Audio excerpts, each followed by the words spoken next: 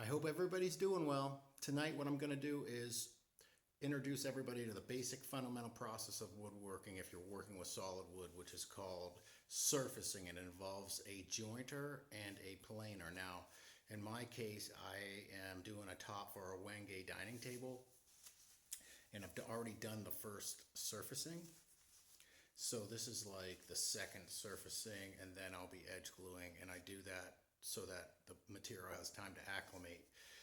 And I'm going to talk about grain direction and how to sight down a board. And just before I do that, what I'm going to do is show you the difference between rough sawn and finished lumber. Now over here, what I have is I got a piece of rough sawn right in my hand, but down here is my dining table top, and it's an extension leaf, and it opens like this. The grain runs this way, and it's in two halves. So I'm going to surface this once and hopefully hit 7/8 of an inch. I'm going to get a reference face and a reference edge. And then I am going to, actually, in my case, all I'm going to do is get a reference surface this time. I'm going to sticker it, and then I'm going to get a reference edge when I'm ready to glue up. I already have a reference edge on the material, so I'm good to go, and I don't want to lose too much material, and that's the only reason I'm doing that. On the first time when I milled it yesterday, I got a reference face and already ran it through the table sawing process, so I am pretty much good to go. This is the second milling. I've already done it once, and it'll take me about, I'm assuming, a half an hour, maybe a little longer. And again, before I start,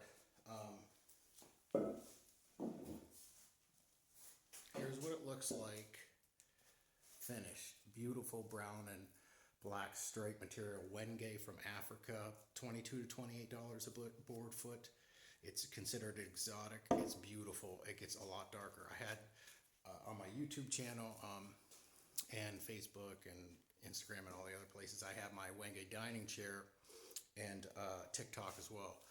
And this table is for that. And so this is what the material looks like in the rough. And this is what it looks like surfaced. So when you go from this to this, that's the roughest milling. That takes the longest because none of the boards are flat. And what I'm going to tell you, and you'll see me citing it in a second, is you always want to put the cup side down. That's it, basically as simple as possible. If you put the cup side up, it's a lot harder to get it flat, and you can end up tapering the piece. So without further ado, I'm going to get some hearing protection on, and I'm going to get my respirator, and I'll take you through the process. You know, this process, it's the most important thing to understand is understanding grain direction. And I tell you, probably what I should do before I even start is show you. This would be a pretty good example right here. So let's pretend this is the cutter head, okay, and I'm feeding the piece in this direction, okay, and the cutter head's running like this. This grain is running down like this, and when you're running material through, you always want the grain to back itself. It's like petting a dog from head to tail. It's smooth, but if you turn it around and run it this way, you can't, it's hard to see. And here's what it looks like in the rough. It's hard to discern in the rough. You're going to get a lot of tear out, okay? You'll save yourself a ton of time and a lot of frustration if you can understand that process. And the basic process is reference face, reference edge, plane the other parallel face, and then you table saw the width. Sticker your material, come back the next day, look at it. If you're good to go, you might not need to remill it, but I've never had that happen. So you take off another milling, and it makes the material more stable anyways, and you re-sticker, and then you're pretty much ready to glue. 2 to 3 millings depending on how the material is. So without further ado, give me 1 second. I'm going to get my hearing protection.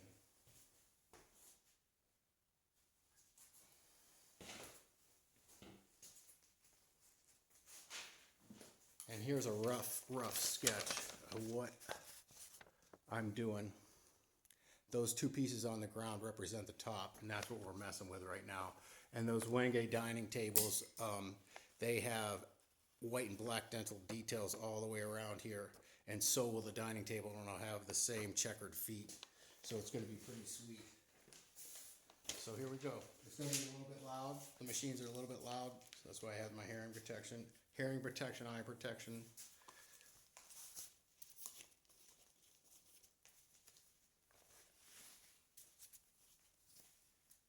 Here we go.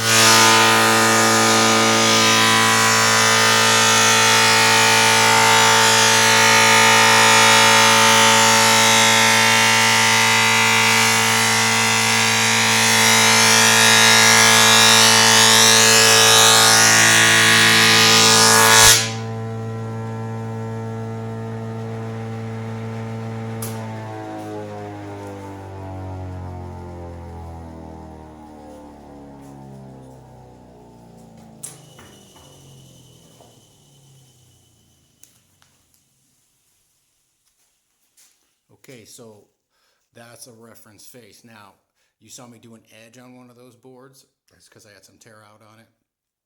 That will all get done next, like as soon as I turn the camera off, and then I'm getting ready to edge glue it. So I'll lay out the boards how I'm going to do it, and then I'll seam them, and then we'll be good to go. But before I do that, what I'm going to do is run it through the planer. So I'll set you up down here. It shouldn't take that long. If you see me blowing out my planer with an air hose, it's because my compressor's shot, or not my compressor, there's a sensor inside that's shot. So thanks DeWalt, I will never get another DeWalt planer tool probably ever again because of this, but it leaves a good cut. It just is a real problem. So anyways, it's a 13-inch DeWalt, and we're going to run that right now. I'll get you set up. See where the best spot, if I could do it right here.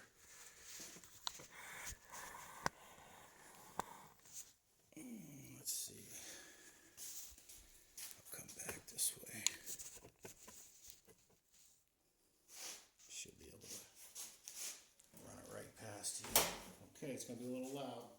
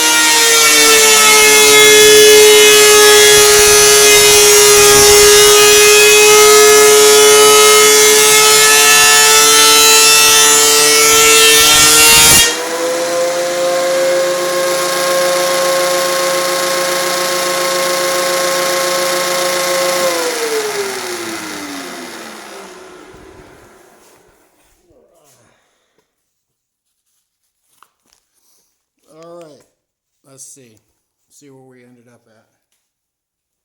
We wanted to finish at 7/8. Okay, 7/8 of an inch. And I did. I perfectly finished at 7/8 of an inch. I was really fighting for material, but if you noticed when I was running that on the joiner, it was a constant humming. That means the board was pretty flat already, but it definitely wasn't flat, as you could see when I was running it through the planer. So before I shut this video off, what I'm going to do now, my glasses are fogging up, is lay out my top right here. You can kind of see that. And then when I come in the shop tomorrow, it's almost 8 o'clock p.m. Eastern Standard Time. I will glue this up. Prior to leaving, I will sticker it. So I'll lay it out and then I'll sticker it in front of you because that's the most important thing. But if you take anything out of this video, it's making sure you attain a reference surface and a reference edge. And I didn't really show that except for the one board over here. That's the most important part when you start. You table saw the opposite side. I learned all that from a gentleman by the name of Stephen Proctor. If you have an opportunity to take a class with him, I highly recommend it. He is a master. He did all of Wendell Castle's trompe l'oeil stuff, and he's pretty amazing. So pretty basic stuff. But if you don't understand it, you're really going to struggle. So I am pretty good to go. We're going to lay it out right now. Just take you down here. Take you down here a bit lower here if you can see. So I got some boards on the ground. I got a radiant floor heat, so I'm not gonna leave it on the ground. And what I'm gonna do now is I've kind of got the boards laid out the way I want. What I'm gonna do is lay them out in front of you.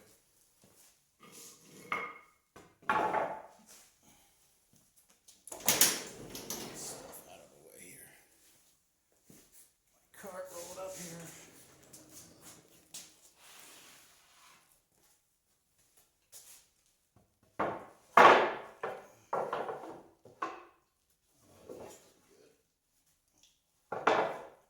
So I'm literally matching boards by grain and by color. This species of Wenge, believe it or not, comes in 2 colors.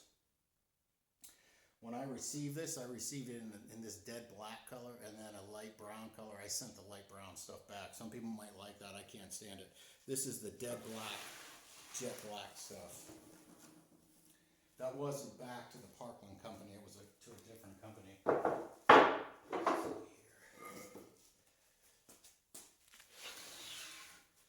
And then, like I was talking about, we're getting a reference surface, a reference edge. There's the mark. And then you run this through the table saw this edge. You can do it before if you want to. I usually do it after. I plane this side and then I table saw this side. This is my reference face running off of the fence for the table saw. It's that simple. So now I'm going to lay everything out and see where I'm at. And then tomorrow I'll glue it up. And this will be my top. And before I go, I have a leaf that goes inside here. It's thicker right now, but it's wide. It's all one piece. But I'm going to cut it because it's got a cup in it. And we're talking about surfacing. So one trick you can do is cut the width of a board down. If the board's really cut this way, and incidentally, if you don't believe me, these are straight. These are dead straight. Let's see if I can get you to sight down it. There you go. That's pretty good. Pretty good. And then, there's no cup or warp in it or anything like that. Okay, now I've got to realign these. Take a look at these real quick. Now what I'm going to do is just flip and look for grain direction. The best, most attractive grain direction I can find.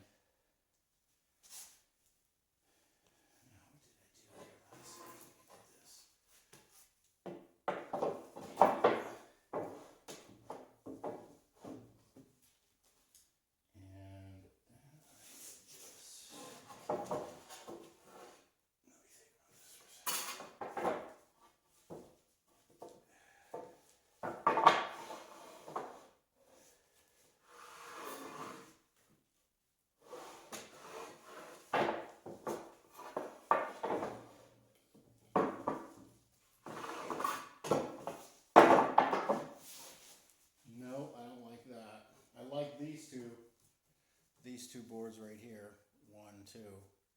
But I'll probably like these in just a second. Probably just like this.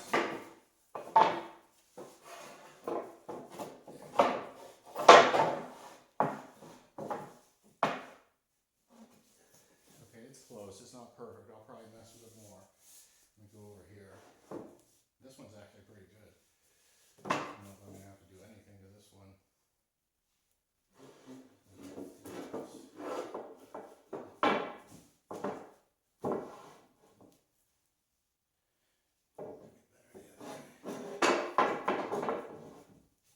And when you're matching it, you're matching the light and dark colors of the grain.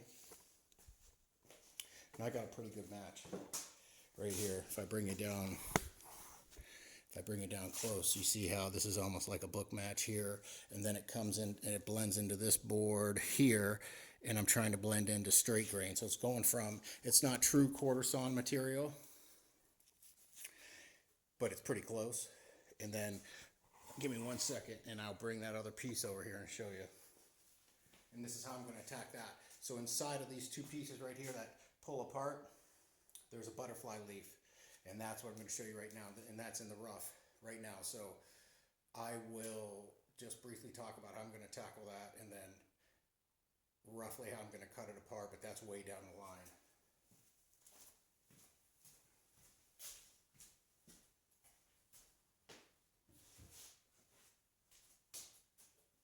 Let's see here.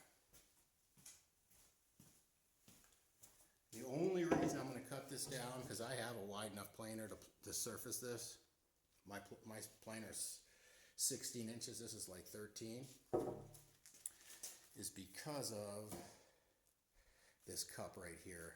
You can't tell, but that's almost like a heavy 1/16 of an inch.